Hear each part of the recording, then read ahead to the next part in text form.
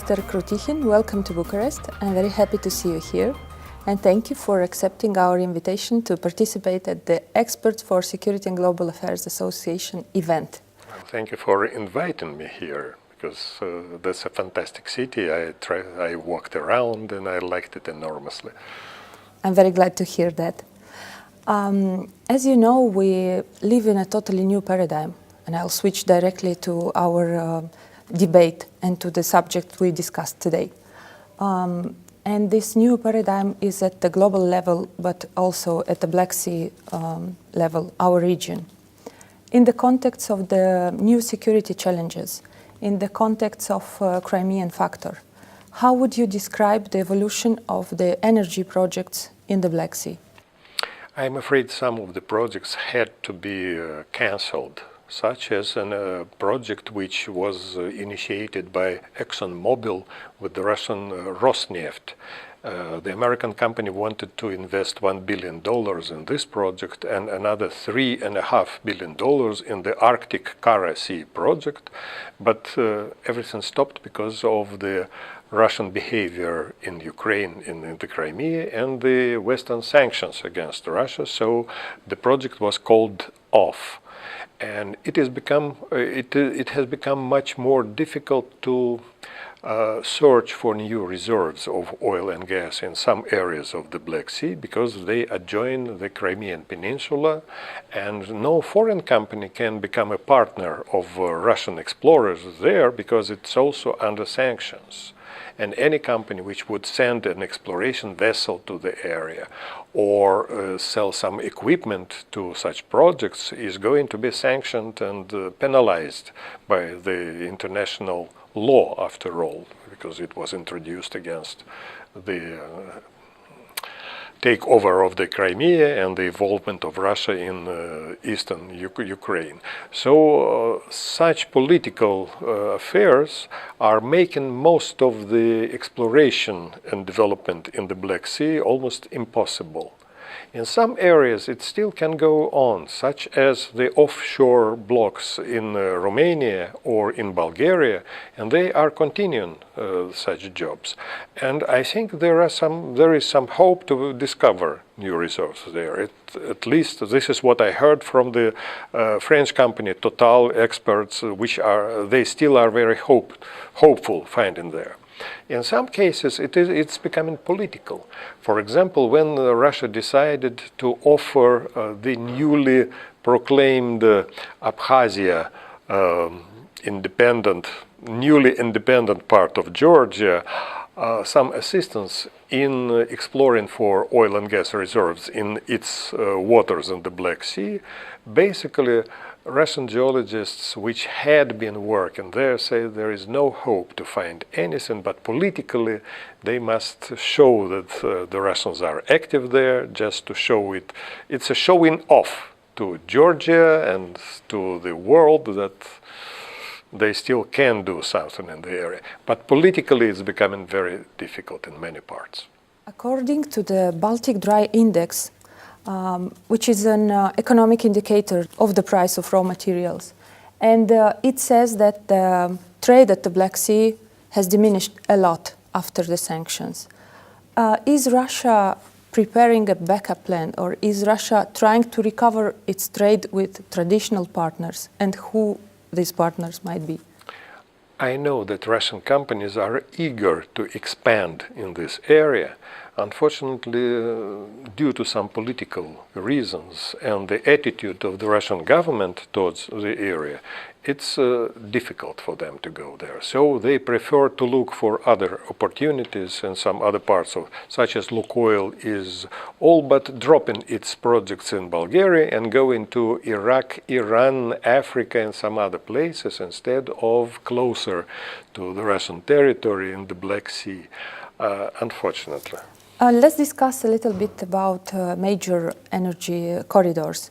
And I would like you to give us some thoughts concerning the east direction and the west direction for Russian energy. Could you give us an example of politically driven projects versus commercially driven projects? Well, let us focus on natural gas, for example. It is the dream of the Russian government to establish a new outlet for Russian gas exports in Asia, mostly to China, but maybe to some other countries as well.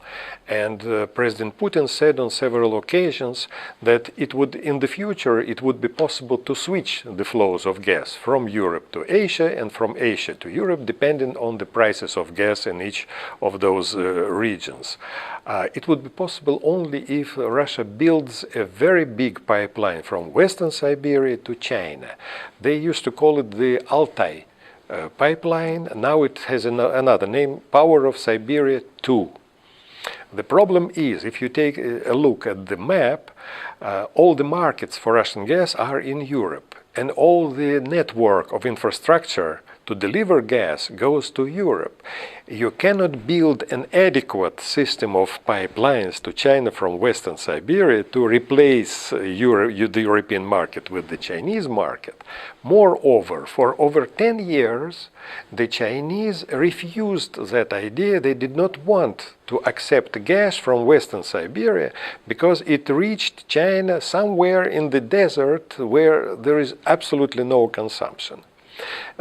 They started saying, okay, you can build your pipeline, but you'll have to pay for another 3,000 kilometers from that point on the border to Shanghai or to industrial areas in the east of China. That was one suggestion. The other suggestion of the Chinese was, yes, okay, we're going to treat you like we are treating Turkmenistan. Last year, the Russians asked, well, what is the methods? And the Chinese said, okay, it will be an integrated project. We are going to accept your gas, but we want some participation in the Russian upstream projects, which means exploration and development of new reserves, along with Gazprom, which is now a taboo for any foreign companies. Then we want to participate in the construction of pipelines on the Russian territory. And we want to export our share of Russian gas that we are going to produce in Russia independently. Gazprom couldn't go along with that. First, it has already developed enough reserves to last for another several decades and just to find new markets for that. Then the Russian gas pipelines are built at budgets which is about twice or 3 times larger than the regular budget for the average kilometer because of the special relations with friendly contractors. And they did not want the Chinese to participate in those schemes. Then we have a law that says only the owner of the Russian network of gas pipelines has the right to export natural gas from Russia. So if the Chinese want to export gas, they have to change that law. So the Gazprom said, no way. So for Russia to go east means tapping some reserves in Yakutia, in eastern Siberia, maybe in the Far East, and taking them to China. But the commercial viability of such projects is negative. So if actually Russia finishes the project of the Power of Siberia into China, on a very small scale initially, they will have to sell gas at about 1/3 of the price which would cover the costs of such a project. And in the final run, the Russian Gazprom and the Russian taxpayers will subsidize the Chinese consumers of gas. So they will produce expensive gas and sell it cheaply to China. So basically, Europe is the main market for Russian gas still. And in this respect, what about Turkish Stream and Nord Stream 2? From the very beginning, there were political projects, because the idea of the Russian government was to punish Ukraine by bypassing it by gas pipelines in the north and in the south, and connecting those pipelines at Baumgarten in Austria, and leaving Ukraine without $2 billion or 2 billion euro a year from transit fees for Russian gas. It's a small type of punishment. The Russians have already spent about $12 billion on the first Nord Stream pipeline. They want to spend some $8 billion on the second leg of that pipeline. They spent $17 billion for building South Stream, Russian access pipelines, and the rent of pipeline vessels and so on, and they stopped because in Europe the European Commission said no, it's not possible according to you. Now they have another project, the Turkish project. Well, maybe they will build one string that will satisfy Turkish appetites and cancel the route of the gas across Romania, Bulgaria into Turkey.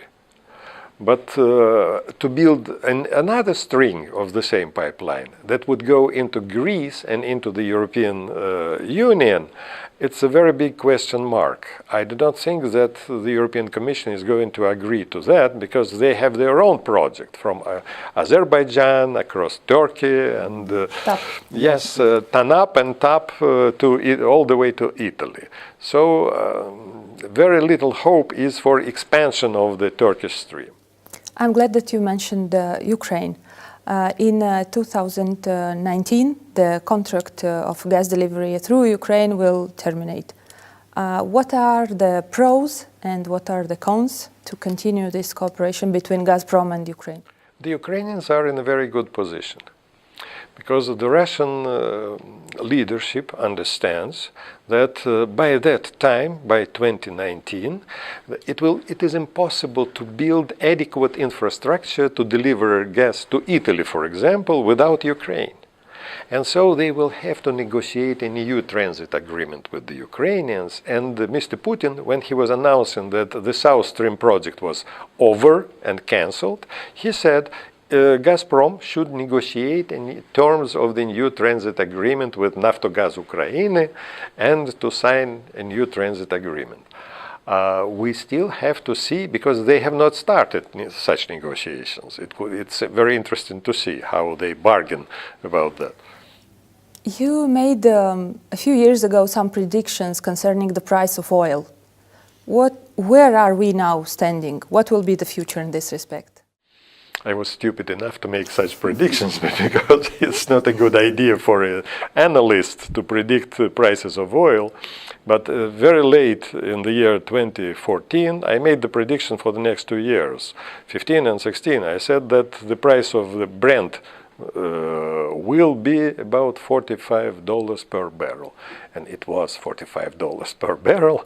When I started making predictions for this year, I decided that according to the balance between the supply and demand on the global market, it is the same situation. There is a slight overhang of supply over demand. And so, again, it will be, the pressure is on the oil prices to drive them to the same level of 45. Some actions of OPEC, mostly oral intervention with the market, not exactly cutting down production, not exactly encouraging consumption, but some statements and some agreements of those countries made the market speculators ratchet up the price of oil to over $50 per barrel. They have not reached their goal. They wanted it to be 60 or 65 or 70. They failed to do that. And now some sensible experts believe that in the year 2018, it will again be $45 per barrel.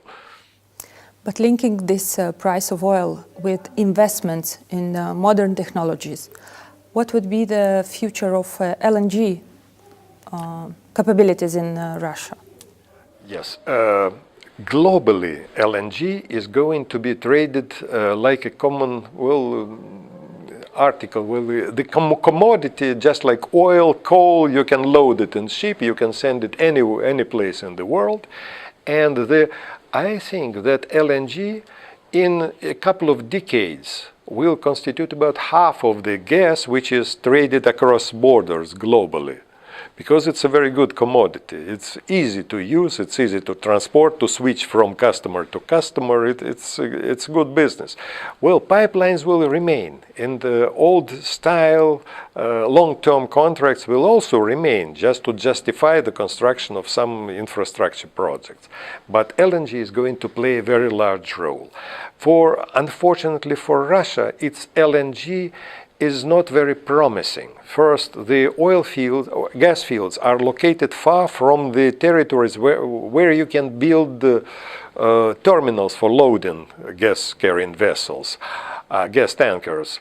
And just to be in that business, because appearances are very important for the Russian leadership, they decided to go ahead with a project which is not economical at all. Yamal LNG. It is going to produce 16.5 million tons of LNG a year, but to make it doable, the Russian government decided to make a gift to a consortium, which consists of a Russian private company, Novatek, then France's Total, and two Chinese companies. In fact, if it were the regular tax scheme, it would be not commercial at all, not viable. It would be very expensive gas. So the Russian government decided, okay, you can take that gas free of charge. You will not pay any taxes at all. No profit tax, no VAT, no mineral tax, no export tax, nothing, absolutely. So the Russian government does not get anything from that project. It's a gift to a private consortium, an international consortium. Moreover, the Russian government is going to pay, and it pays for the construction of a seaport, airport, nuclear icebreakers.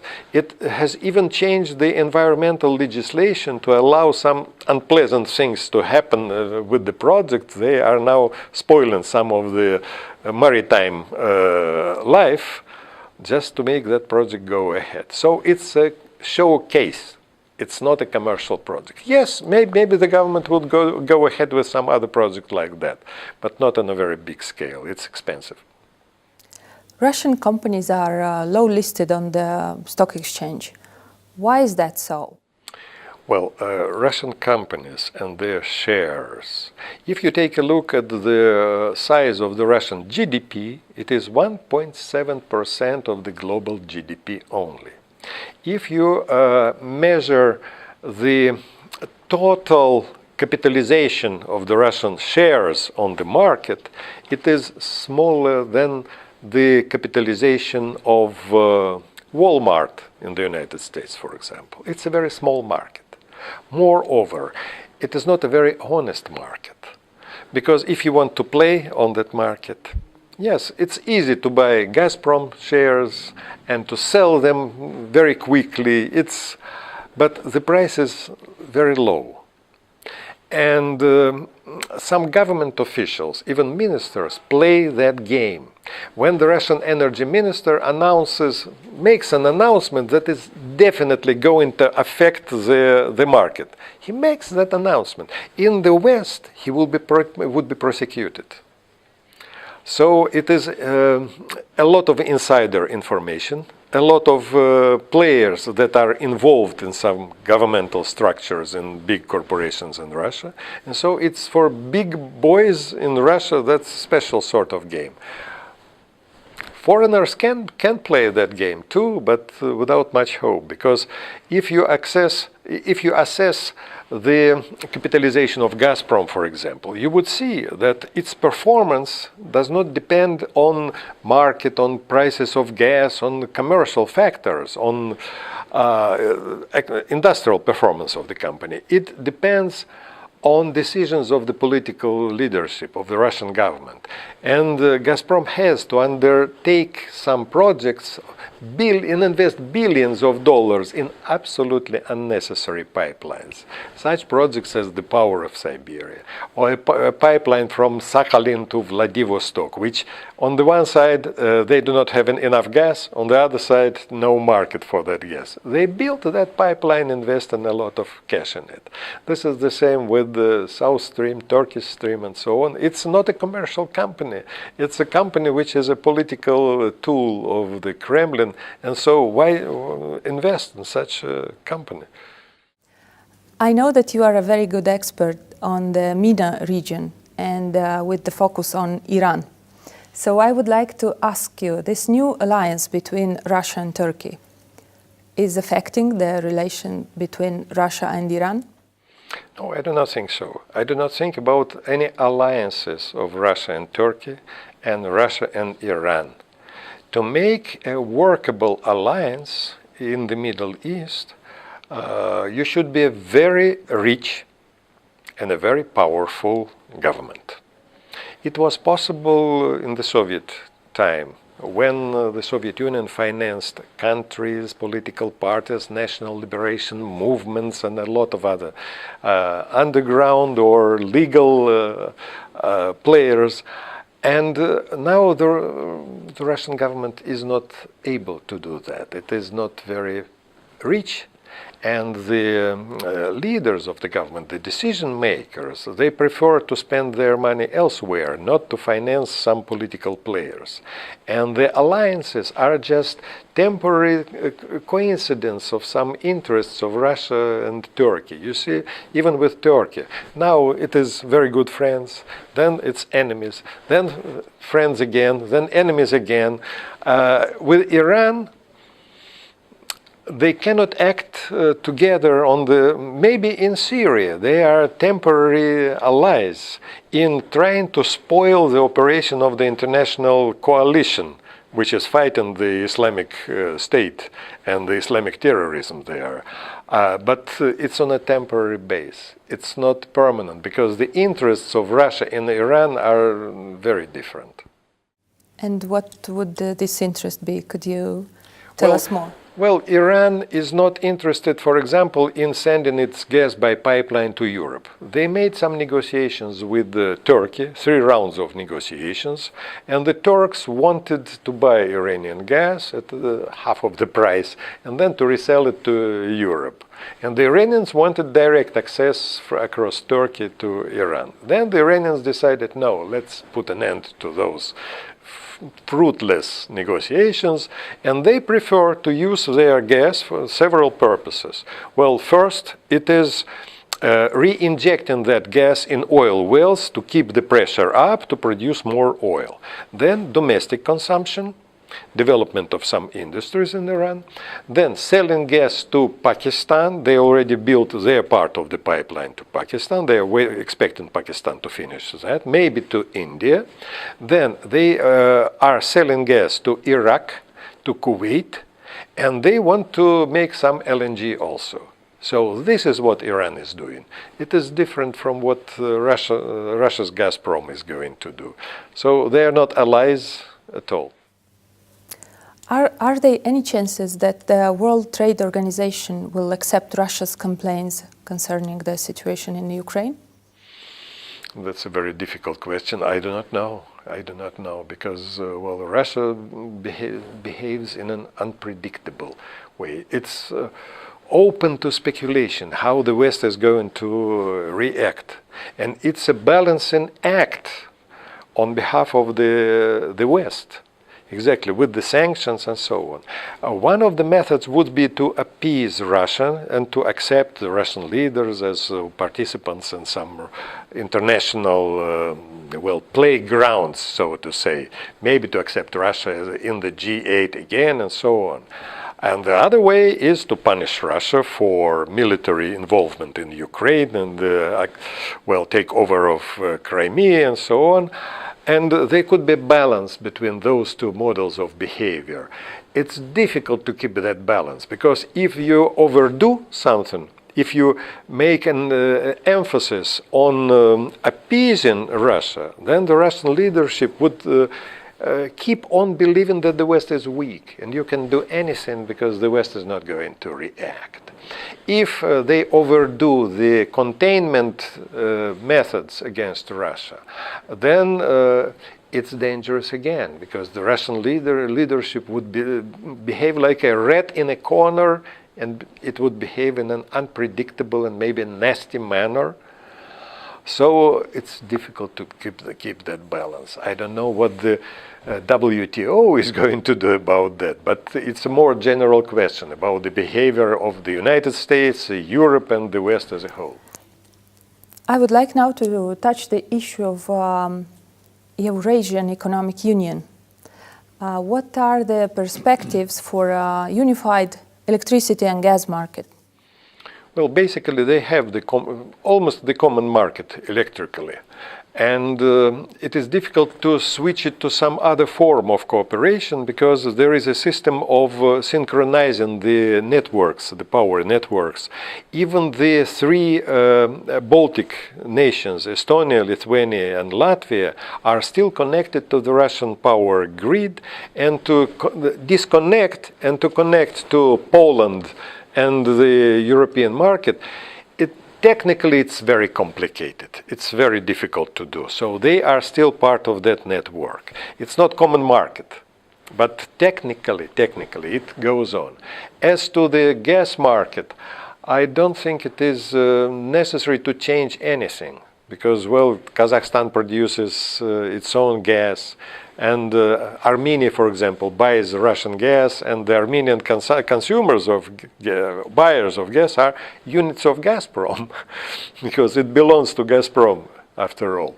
So I think the current situation in the gas sector, it satisfies everybody, and no one wants to change anything in the Eurasian Economic Union. As to oil, there are some changes because they have changed the customs system and some taxes in Russia to accept Belarus and Kazakhstan into that scheme. Yes, they made some changes and they keep making changes there, but not in the gas sector. United States become exporter of energy in the last decade. What are the markets that Russia is targeting from the shale gas point of view? Well, Russia is targeting Europe, period. No other market at all.